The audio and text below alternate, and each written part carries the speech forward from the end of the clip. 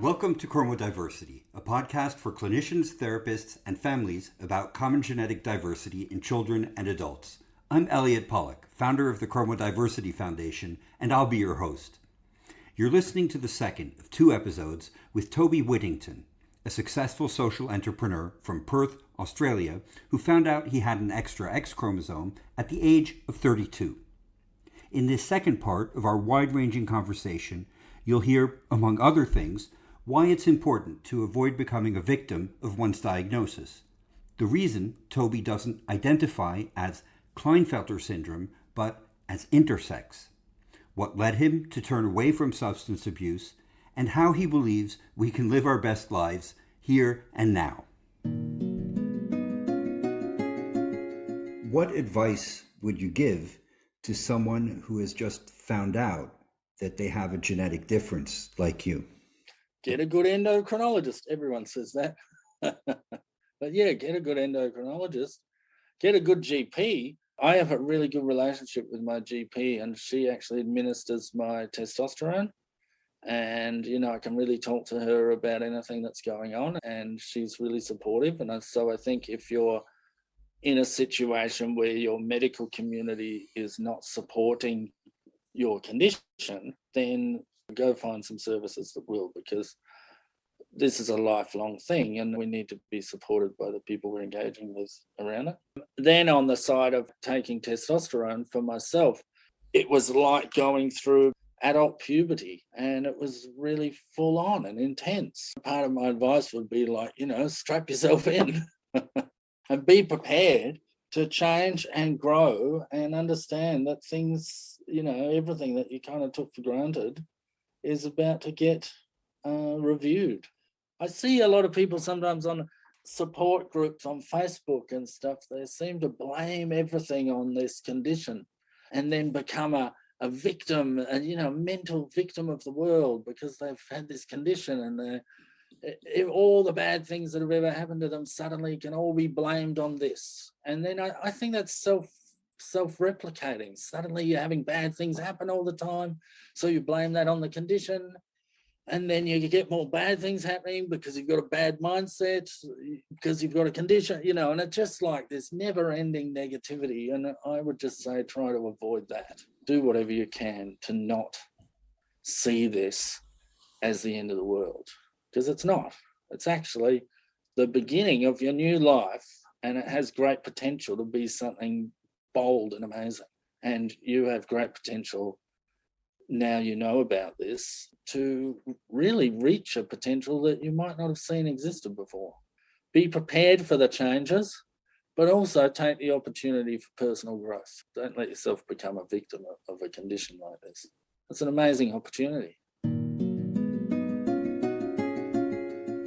You mentioned that ride you went on for the next 10 years, nobody had told you. Do doctors know enough? And what would you tell doctors? I think, your organisation and what you're trying to do is painting a different picture around what this is about. So, be good for doctors. In fact, I told my GP about your podcast and she was going to look it up. I said, it's really great, the stories you're telling, because it shows a different light to this stuff. I think there's a lot of fear and bigotry around, particularly, I identify as an intersex person, and I see chromosomal difference as being an intersex person.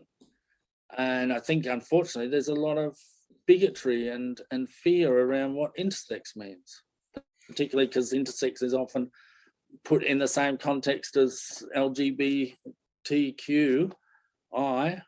We're in there. So people think, if you're intersex, suddenly you're magically gay. And there can be a lot of stigma around that. And so I think doctors have to leave that judgment at the door as well. Just because you're intersex does not automatically make you gay, even though you could be gay and intersex. I'm not saying that doesn't happen. I think we have to move past our perceptions around bigotry and fear. Actually, the latest stuff is seeming to show that you can be XXY, chromosomally XXY, and not actually develop Klinefelter syndrome. That Klinefelter syndrome can come on in puberty, but you can be XXY without Klinefelter syndrome. the actual genetic difference itself, you can see it just as a difference that predisposes to potentially conditions later on that you can preempt or avoid. That's one of the things, I think if people are getting diagnosed as XXY in utero or early childhood, they need to be aware that Klinefelter syndrome can manifest, but doesn't always, so it's not like fait accompli because you have an XXY diagnosis. There's lots of other health risks and things that people seem to have. I feel lucky that I don't have those, or don't appear to. What advice would you give to parents who've just learned that their child or future child has an extra chromosome or one less chromosome? Well, just keep loving them, wouldn't you? Just keep loving them like they're the best thing in your life, because they will be. Get involved with a group and find out information and listen to the podcasts and understand that people with genetic variants or chromosome difference or Klinefelter syndrome, we can have amazing lives, amazing, productive, contributory lives to the world, and promote them and nurture that in your child, and leave your judgments of bigotry and stuff at the door. I think that's been part of the big issue with intersex people. Historically, we've been kept in the shadows and been a point of shame and been a thing that people don't talk about. We need to celebrate it now. How is it that you're so open about this when society would say, be careful? Well, the world's changing, man. I think in lots of ways, the transgender movement has done a lot of positive good for the intersex community, because, transgender people are out and proud about who they are, and they're vocal about it, and they're going through hormonal transitions. And intersex people are going through hormonal I went through a hormonal transition, although I didn't change gender in that sense or change my sex. I went through a hormonal transition that a transgender person would go through if they were going female to male. They would go on testosterone, and they would go through much the same experience I went through. And I think the more public acceptance of transgender people over the last kind of 5 or 6 years has definitely helped the intersex community to also rise up and elevate and be more vocal and public. And there's now intersex activists, and it's talked about in Parliament. There was just passed a bill in Australia to abolish intersex surgery without consent unless it's life-threatening. This is a huge thing, which has been an issue that has plagued intersex people for, hundreds of years. And it's been a huge seat of fear and shame in our community. And you can see that where people do get concerned about, if you're intersex, you might be gay, or they're confused between sexuality and gender and biological sex. There's a huge amount of confusion around all of these things. So I decided that Klinefelter syndrome didn't really sit with me very well, identifying as someone with Klinefelter syndrome, because I feel I'm more than a syndrome and more complex than that. And at the same time, finding out that XXY is actually intersex, that I do have the 3 signifiers of intersex traits, which is slightly different physical genitalia and physique, and I have a hormonal makeup which is not the normal to XX or XY, and I have a chromosomal difference. So those 3 things, 3 characteristics, are signifiers of being intersex, of which there's about 30-something variations now that people know of that are intersex. Sometimes referred to now as DSD, or differences in sex development, or diversity in sex development. Well, it used to be a disorder of sex development, and they've changed it recently to differences, because in actual fact, we're not a disorder. In much the same way, we're not a syndrome, we're people, and we're lovely. And, the more we kind of get defined as being a disorder or less than normal, or something that needs to be fixed, or something that needs to be operated on to look better, the more we're going to have problems as a community. And so I've made it a part of my life to talk to people about it and to educate people about it and to talk about this thing that is biological sex, gender, and sexuality, and to explain to people that, in actual fact, sexuality has very little to do with the conversation about biological sex, as does gender, which is a made-up construct in societies. But at a biological level, in my cells, I can never change the fact that I have XXY. That is a cellular biological thing that cannot be changed. It's fixed. I think it's important to have conversations with people and take opportunities. And the fact that I am a public figure on occasion, I am out being interviewed, I do take that opportunity to talk to people about it. I'm not shy about it. I think that it's good to use the platforms we have available to us to spread a more positive story and rhetoric about it. Yeah, I just think it's an opportunity to enlighten people around the diversity that is going on in the world. And diversity is a good thing. I actually think we're going to find soon that what we consider to be normal, XX on one end of the spectrum and XY on the other, these states of normal, or the binary that we consider to be normal, I mean, one, they're very much drawn out of observations that come from the Victorian era. But two, we're going to now find that there's so much diversity in between that these are the outliers. Our sense of normality is way out on the long tail. The bell curve of most of the population is some sort of variant of divergence, neurodivergence, chromosomal divergence, sex and gender divergence. There's so many more people that are now, not normal in that sense. We just crossed over 8 billion people this week. For us to consider that we might all be somehow homogenous is bonkers. It's ridiculous.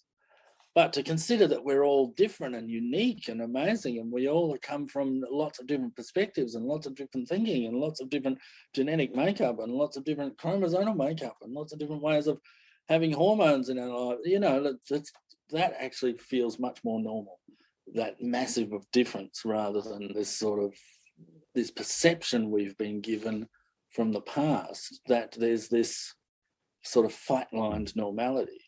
Coming back to your question, like, what would I say to people if they'd found out about this? Part of it is like, embrace this difference. Love this difference. The other thing as well that I've done in my life, and partly probably I'm able to sit here and be so open about things, is I've done a lot of personal work of self-love and really accepting who I am and accepting what my body is and accepting that it's different and learning to love those differences. And I've done that over years of a dedication of actually coming to terms with who I am as a person. And I think that is a journey that, we all should be going on, that we all should be, whether you're divergent or not, but we all should be learning to love who we are. And not in that, just talk about self-love and people immediately think in a sort of egotistic way, like, that you're up yourself, is not what I'm talking about. I'm talking about a deep, fundamental love for you as a person, love for you as a physical being. That's like having a little pilot light inside. And, when life is good and happy, the pilot light is ablaze. But when life is down and hard and challenging, you've got to have a little light burning there still, and that light comes from self-love, because you want to have that blaze again. If you don't have that little light of self-love, then it's really hard to get back to the blaze of all the good things in your life. So I've done a lot of work around that, which is coupled with, the feelings of grief and loss, of finding the diagnosis and not having the opportunity to have children and coming to terms with that. There's a lot of personal development that I've been on at a very conscious level. And I think they're the sort of things to tell people if they've been diagnosed, do the inner work on yourself. Learn to love who you are. Learn to love your body and your physique. Do the work to really love who you are. I'm not saying that I'm 100% all the time jumping out of my skin. I am saying that there is a foundation of personal love and respect and knowing who I am physically. And, that's come about from being diagnosed and having the testosterone and finding confidence in myself and then wanting to really nurture who I am as a person internally. So if you could go back in time and say something to yourself as a child with the benefit of your experience today, what would you say to that child that you were? Well, I'm not sure I would have listened, but I probably would have said, don't do drugs. I have to say I'm totally sober. I'm totally straight and sober these days. I've done a lot of self-medication in my life. That has been a coping mechanism around coping with who I was and not knowing the details of it, not having the diagnosis, but knowing that something was wrong. And I listened to a couple of your other podcasts, and I think that's a bit of a running theme of people self-medicating their lives with drugs and alcohol or pharma or whatever.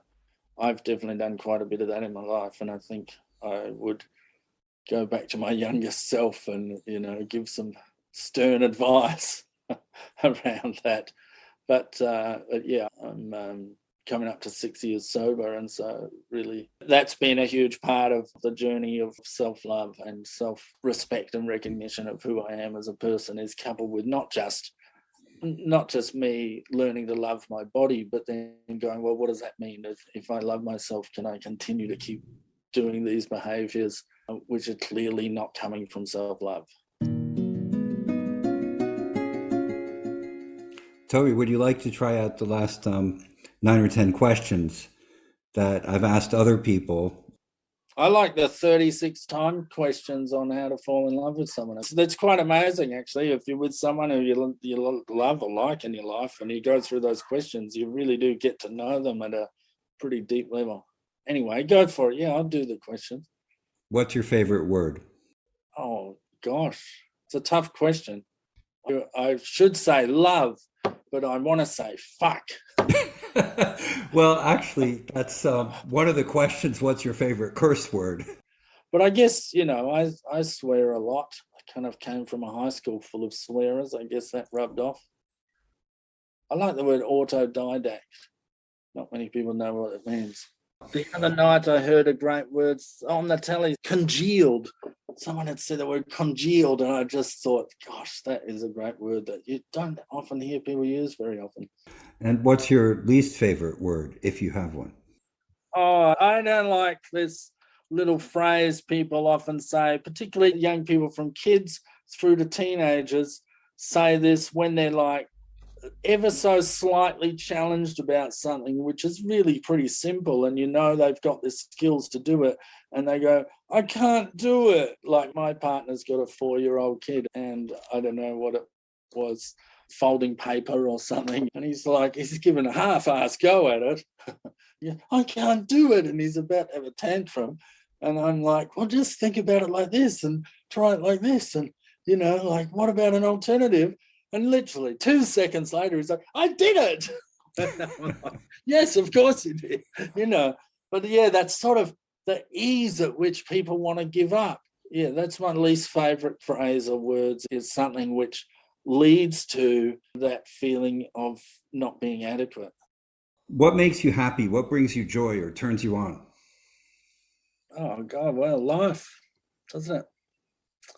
Relationships, sex, cuddling, love, communicating, yeah, all the juicy things, isn't it? And creating something. I mean, it's pretty nice to be able to create things with your hands and the immediacy of that, and learning a new skill. That same thing, like when the kid is like, I can't do it. And then a minute later, I did it. That moment when you realize you've done a thing, which you didn't think you could do. And then you do achieve it and you're like, wow, yeah, that's a really good thing. But also, like, loving someone else and being dedicated to loving and communicating and having a relationship with them, that is a really beautiful thing too. What sound or noise do you love? I like electronic music. I like house music. to dance to. But I find as well, and it's probably a correlation with the condition actually, some noises can be very intense for me. I find myself quite noise sensitive. And in fact, anytime I go out dancing now, I wear earplugs and stuff. Partly, I think, because I'm very tall, if I'm out in a crowd, there's no kind of buffer for the sound where my ears are. So I'm getting bombarded all the time by sounds which shorter people, and I know this because I've squat down in a crowd, shorter people don't have that sort of experience. I have ASMR. It's where sounds create a stimulus in your body. I remember once when I first found out about this, I sat on my lounge room couch with a dry paper bag and I crumpled it between my fingers.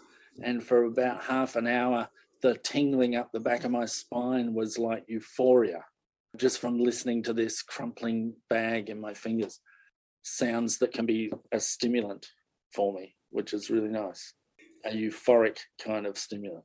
My sense of touch and my sense of sight are crossed over, where everything I touch creates, and I mean everything I touch, like where my toe is touching my sock right now, up to what my hands are doing, it's creating complete 3D images of everything it's touching in my mind all the time. So I've actually just thought everyone experienced the world in this way. And it was only about 2 years ago that with a lover at the time, I've described this to, and she said that she had met one other person before that had it, and they described it like having finger eyes, like eyes in the end of their fingers. And for myself, it's my entire body, but like my tongue is particularly sensitive. I've got a full visual of the inside of my mouth constantly.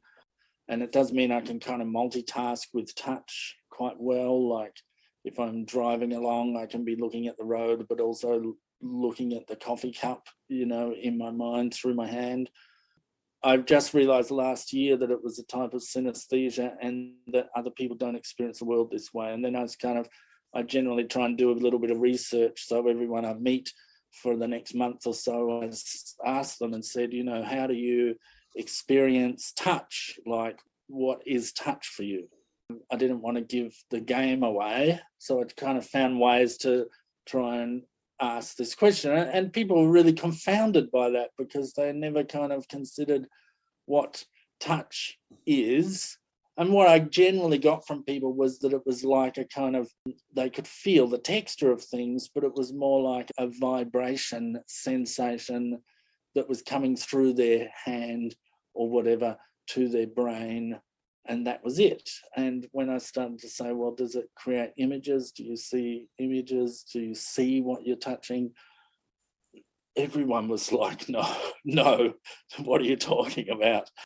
And so I came out to my family at my birthday last year, birthday dinner, my family and loved ones around, and I said, I've got synesthesia and I've got this situation where everything I touch creates a complete 3D image in my mind, and I can direct my attention to it, and I can do all these things that other people can't do because I can see through my hands and see through my body and stuff. Meanwhile, my mum is sitting next to me. She was looking at me incredulously, and I thought, here we go. She's about to just slay me, like that it's all hippie bullshit, and she just doesn't agree. And I could just see the backlash coming. But as I'm talking, she went from looking like that to basically turning white as a ghost, and eventually says, oh, you mean other people don't experience that? So, yeah, it's really, really rare. So my mum has the same thing. She and I experience the world in this same way. I really did think that everyone experienced the world in this way, because people don't talk about how their senses respond, how their touch, this isn't something we sit around talking with each other about. We just all take it for granted that our experience is the same. And in actual fact, I don't think it is. It's quite intense, but I think as well it contributes to making me a creative and different and unique person. What profession other than yours or the many that you have done would you like to attempt? Great to be a professional rich person that never had to work ever again. Professionally wealthy. And you didn't have to work for it. You could just like kind of cruise around the world, not working and living your best life. But yeah, I think that because I am self-taught and self-made and have had a number of careers, yeah, I'm kind of living the best work. Now that I'm getting into plastic manufacturing, that's really exciting for me to be able to take plastic bottle caps and put them through our quite simple machines and then press out a brand new tray or a brand new bowl and do that in less than an hour is astronomically cool and incredibly satisfying and incredibly immediate. And then to do the design and everything as well, I think I'm living in my best career at the moment. I just need more money to come back so I don't have so much stress with it. And so I guess my best career would be what I'm doing, but with more money. What profession or career would you not like to do? Oh, work in an office, work in McDonald's. I mean, there's so many shit jobs in the world, isn't there? I think, you know, now that robotics are becoming a thing, and we are seeing robotic or digital intervention replacing human jobs, we should actually put a list together of all the abhorrently shit jobs and give that to robots. You know, the really abysmal crap in the world should all be done by robots, so none of us ever have to do that stuff, you know, and then the good fun stuff, we don't give that away to robots. I'm actually studying psychology at the moment, doing one unit at a time. I'm doing a Bachelor of Arts in Psychology. I've just done 2 units this year. It's sort of a 10-year plan. So I do hope my next career change actually will be to become a psychologist and help people. I am on a plan. It's the first time in my life I've had it's sort of a 10-year plan to have a new career in the next decade for the later part of my life. Isn't this something of a paradox that you struggled with learning as a kid, at least academic learning, and at the same time, you seem to have this love of learning? Oh, I love learning, but I guess I struggled with the system of learning in the first place. What do you consider more important for success, perseverance or adaptability? So if you're standing in a stream of water in a river, and suddenly the river starts to swell and flood over you, perseverance, you know, is much like resilience, where you would stand there and hold your ground and persevere and put up with the flood coming. And that's what a lot of people are saying we need to be doing around climate change and things. You know, we need to be resilient. We need to stand in the floodwaters and hold our ground. Whereas adaptability, and I've really lived a life much more of adaptability. Adaptability goes, well, no, I don't need to stand here in the floodwaters. I'm going to look around and see if I can find some brushes and branches and make a raft and ride this crazy wave. That's adaptability, adapting to your scenario. Or climb up a tree or, you know, adapt. So, yeah, I see myself more as being adaptable and have practiced that skill. And sometimes you've got to adapt pretty quickly to your changing circumstances. I think being self-employed for so long has helped with that. So I get the kind of perseverance as a concept, but I think adaptability is much more the skill that I'm honing in on and am interested in. If heaven exists, what would you like to hear God say when you arrive at the pearly gates? I would like God to say, you were right. Do you want to go again? You're right. Take the left elevator, do it again. I like life. I want to keep living. But I think when it comes to heaven and hell, I think we create that. I think it does exist, but we create it in our lives, here and now. And it comes down to our mindset and our thoughts and our feelings about ourselves. And if you want to live in heaven, then, you know, you take on self-love, you take on a positive attitude, you start adapting to things that are happening, to changes that are happening, and you treat people with respect, and you plant a little garden of your house and you watch your little flowers grow, and, you know, like roll in the lawn every now and then. And when you see friends, you hug them deeply and you start living in heaven. But if you want to live in hell, then by all means, you keep smoking cigarettes even though you know it's bad for you. You keep back talking in your mind. You keep hating on your body. You keep getting angry at everyone around you.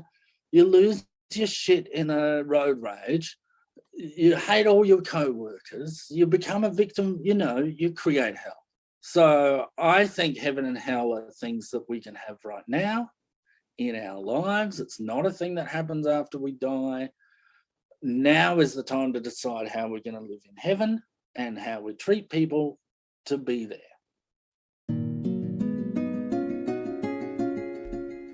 Thank you for listening to this second of 2 episodes with Toby Whittington, a successful chromodiverse social entrepreneur from Australia. As you heard, Toby believes it's important not to become the victim of one's condition or diagnosis, and rejects considering Klinefelters as a disorder or syndrome. Instead, he identifies as a member of the much wider intersex community on the premise that diversity in humans is the norm, not the exception, and that every human being is unique and worthy not in spite of differences, but very much because of them. Perhaps his most urgent message is his conviction, gained through hard-earned experience, that provided we have the right kind of information and support, it is in our power to choose what kind of life we wish to lead for ourselves. I hope you enjoyed this podcast. Please show your support by donating today. With your help, we'll ensure an easy listening experience so you can access engaging and authoritative information on common genetic diversity in children and adults. Tune in next week for another eye-opening conversation about growing up with chromodiversity. And have a wonderful day.